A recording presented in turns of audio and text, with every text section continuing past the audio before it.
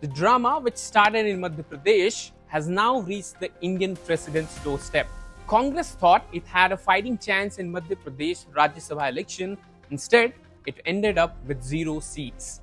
The BJP had swept all 3 Rajya Sabha seats in the state, while Congress finds itself battling in the Supreme Court, protesting on the streets, and accusing the Election Commission of rubber stamping the BJP.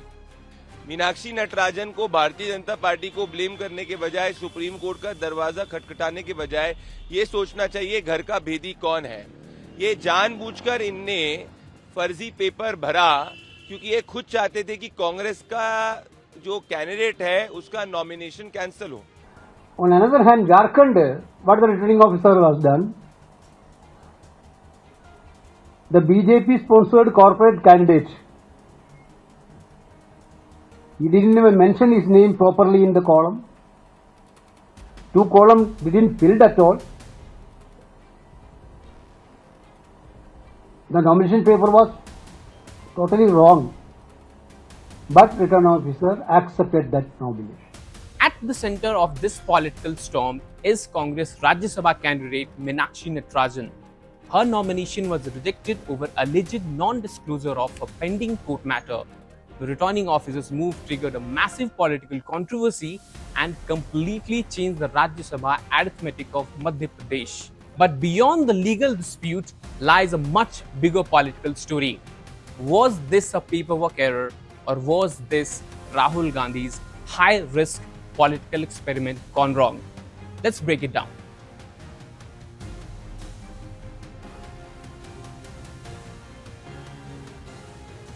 The controversy began when Congress nominated Meenakshi Natarajan for one of the Rajya Sabha seats from Madhya Pradesh. Reports emerged of a court matter being leaked to media which allegedly involves Natarajan. Congress, however, claims there was no FIR, formal complaint or court notice.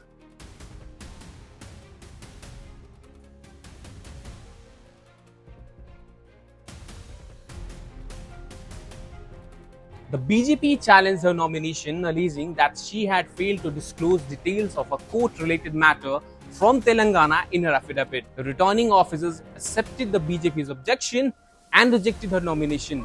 Congress called the move illegal, politically motivated, and a constitutional conspiracy. The party rushed to the Election Commission and later approached the Supreme Court. However, the court once again refused to interfere in the election process.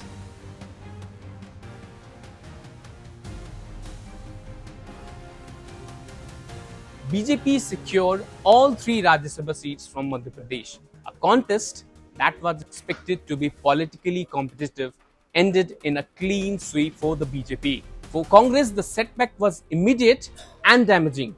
The party not only lost the election battle but also lost the opportunity to force a contest. With Natarajan out of the race, the entire Rajya Sabha equation shifted decisively in favor of the BJP. जो सारे मामले की जड़ है वो form उछल गया है।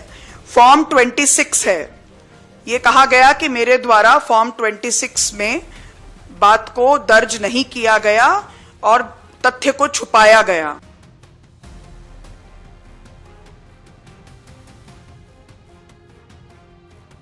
Here is where the story gets interesting. One could argue that the bigger issue isn't the rejection itself. It's Rahul Gandhi's choice of candidate. Wasn't Rahul Gandhi fully aware that Madhya Pradesh was not an easy battlefield? The BJP had already complicated the equation by fielding a third candidate despite the numbers being against them.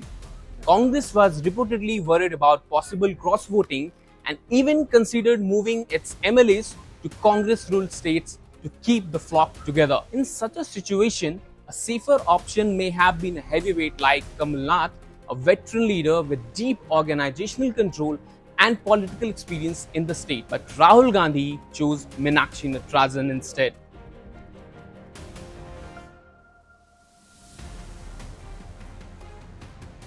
Why? Because for Rahul Gandhi, this wasn't just a Rajya Sabha election, it was a political message. Natarajan belongs to the generation of leaders Rahul Gandhi promoted through the Youth Congress and NSUI ecosystem. She represents the younger, ideologically driven Congress leadership that Rahul has tried to nurture for years. In other words, Rahul Gandhi appeared willing to prioritize organizational renewal over political equation. The message was clear. Congress cannot keep relying on the same old power centers every time it faces a difficult election.